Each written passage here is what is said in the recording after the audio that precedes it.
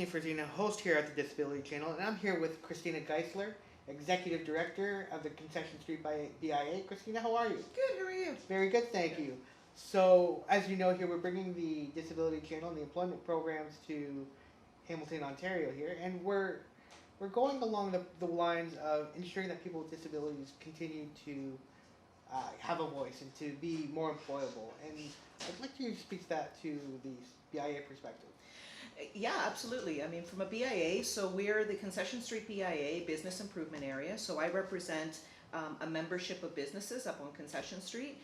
And these kinds of programs are exactly the kinds of programs that small businesses need to help them out in the myriad of different things that they need to do to operate their business. So I think this is a fantastic program that just gives more opportunities to everybody. Absolutely. And going forward, how do you see it playing an impact in terms of people with disabilities becoming more employable?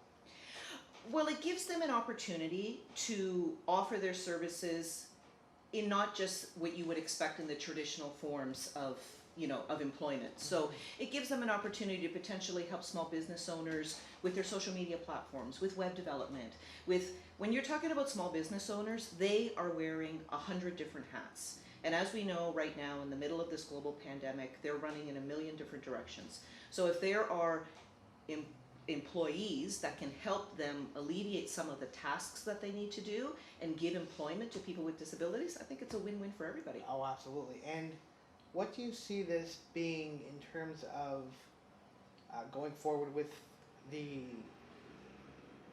residents that we have here, the residents in the Concession Street BIA area? What do you see this having an impact in terms of business, in terms of profitability?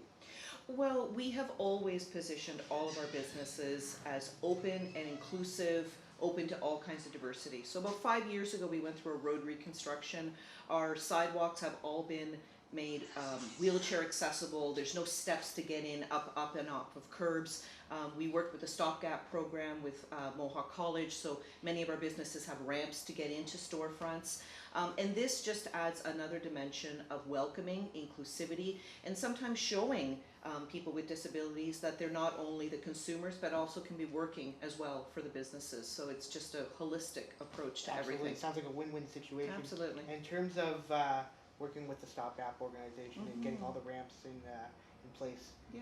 is it becoming more and more prevalent that you're seeing more of those ramps? We are. The reality is that Concession Street is the oldest shopping district on the mountain, and I will say this as a caveat, not all businesses are able to do it.